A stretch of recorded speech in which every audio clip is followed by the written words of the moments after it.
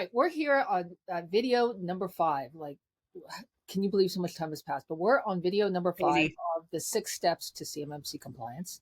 Hopefully you've been listening to the other videos on this series. Video one was how to get started. 2 was how do I save money with CMMC. Video number 3 was how do I protect CUI. And if you were lucky enough to see last week's video, it was is it sufficient to just use technology to protect CUI? Spoiler alert, the answer there was no. All right, so hopefully you've done all those things, right? Implemented technology, gotten your documentation together. Now what? Well, the answer is you are now ready to do a NIST SP 800-171 self-assessment. Dun, dun, dun.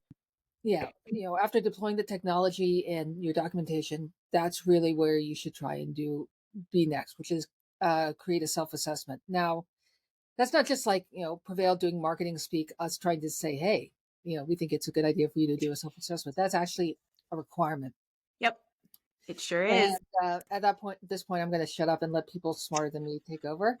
So Noël, please tell us, inform us why it's a requirement and where it gets stated.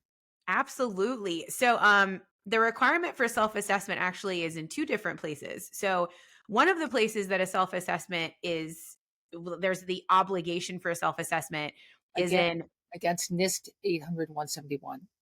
So actually, no, there's like 2 different ways that you could do this. So there's one in the FAR. So there's one in the FAR, which is the FAR is, I think it's like 204-21. And the FAR states that's the top 17. That's the level 1 CMMC requirement. But it is a self-assessment requirement for every single contractor who has that clause. You have to do at least that, 17 self-assessment. So that's one place you have a requirement for that. The second place you have a requirement for that is in DFAR 7019. And DFAR 7019 is specific to the DoD at this point, but it is likely going to be pushing up to a FAR level, coming to a FAR near you, most likely. Coming to a FAR near you. So DFAR 7019 states that you have to not only do DFAR 7012 states that you have to have a self-assessment. DFAR 7019 is another place where the self-assessment is mentioned, but you also have to put it into a system of record called SPRS, which is internal within the DoD. So there's a lot of different places you have a requirement for a self-assessment. All right. So now that we've kind of established it's required, it's not just a good idea, it's a law, kind of like gravity. We get to the idea of, well, all right, so I'm a defense contractor. I know I have to do this self-assessment thing.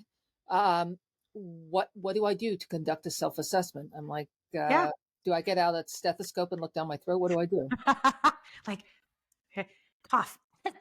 No. So if you have, like, for example, we just talked about with the FAR level, if you have that FAR and you do those 17 controls that are considered CMMC level 1, you go through those controls and actually you look through every one of them. Okay, it states I have to limit access to information to authorized individuals. Okay, how am I doing that? And I look through, oh, well, I'm doing it here with PreVeil, and I'm making sure that, my PreVeil administrator is only giving authorized access, and here's where it's documented in my procedural documentation and in my policy or my SSP, etc.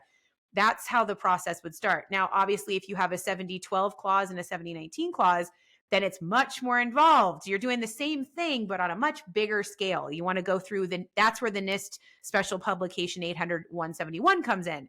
That is 110 controls and 320 individual objectives. So you need to go through, think of the objectives kind of like your task list of what you need to do to get the control done. So make sure that you look through all of those objectives when you do your self-assessment. And I cannot stress this enough, be as honest as you possibly can when doing this. I'm going to say that like a million times. Honest is the best policy. Honesty in this case is absolutely essential because there is something called the False Claims Act. And if you are not familiar with the False Claims Act, please look into that. The False Claims Act basically states that if you are not doing what your contract says you are doing, which in this case, a self-assessment, you can get in a lot of big trouble and they can take a whole bunch of money from you, which is no good. So yes, make sure that you look through all of those controls and objectives and be super, super honest with yourself. And then when you put that information into the SPRS system, the DoD system of record for this information with suppliers, make sure you are as honest as you can be. If you look at a control and you're like, oh, we're kind of doing that. No, no, no. No. Or, oh man, I'm going to do this like next week. You're not doing it today. So if you're not doing it today, I mean, be brutally honest with yourself about this self-assessment. Cannot stress that enough. Yeah. So one of the things we should mention here is that you're trying to ultimately get a score of 110 out of 110. Yep. That's the peak you want to get to. Not everyone's going to be there when they do this self-assessment, and I feel like a self-help commercial. That's okay. It's okay that you're not there. It's gonna be okay. But it is. At It's gonna point, be okay. right? You should be honest in your score. But what do you do with the controls that you don't meet? Excellent question. So that's where what we call a plan of actions and milestones come in. That's a POAM is the short term. So you would create a list of all those different controls, objectives that you're not addressing for whatever reason. And you make sure to start tracking that stuff, have monthly, weekly, biweekly, whatever it is, your cadence meetings with all of those different people internally who are responsible for getting those things implemented. And once you put that score into SPRS, technically speaking, you have 6 months to get up to 110. So that means if you're at, a 30 or a negative, it doesn't matter what the number is, but they're going to give you some time to get that updated. Now, if you don't, at this point right now, it's starting to ramp up where they're starting to check on that kind of stuff. They haven't been necessarily before, but they're definitely starting to ramp that up. And I guarantee you when CMMC comes out, that is going to be even more of a focus than it already is. I mean, we've been hearing from some of our customers that specifically primes are requiring an SPRS score as part of the contract.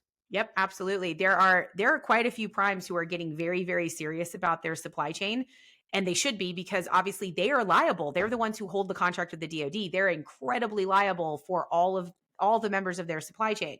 So yes, if you're a member of the supply chain and you have a prime and they have contacted you about this, yeah, absolutely. You need to make sure that you're going to do that. And to that point, a SPRS score really can be a competitive advantage, and having a good one is an even greater competitive advantage, because if a prime is looking for supply chain members, they're more likely to pick somebody who has a SPRS score and a decent one than they are to pick somebody who's like, what's CMMC? What's NIST? I don't understand what you're saying. Yep. All right. So in terms of getting this self-assessment, take it seriously. And be honest. Be honest. That is probably the best thing. Think of it almost like a report card, though, in terms of where you are in terms of your meeting CMMC. And if the ultimate goal is to get to CMMC compliance, this is kind of like a good way to test your capabilities. It's kind of like when you take a practice exam. You see how ready you are. Exactly. Okay. Not knowing that you're not ready is a good thing. It means you have to study more. You have to do more work.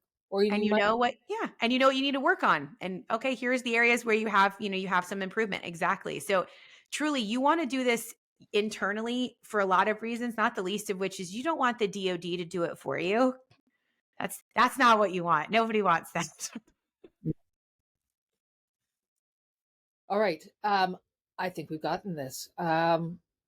Well, hope you enjoyed this video. And if you did, please make sure to like it and share it. And we will see you next time on video number 6. Last one. We'll figure out something to do afterwards. I'm sure.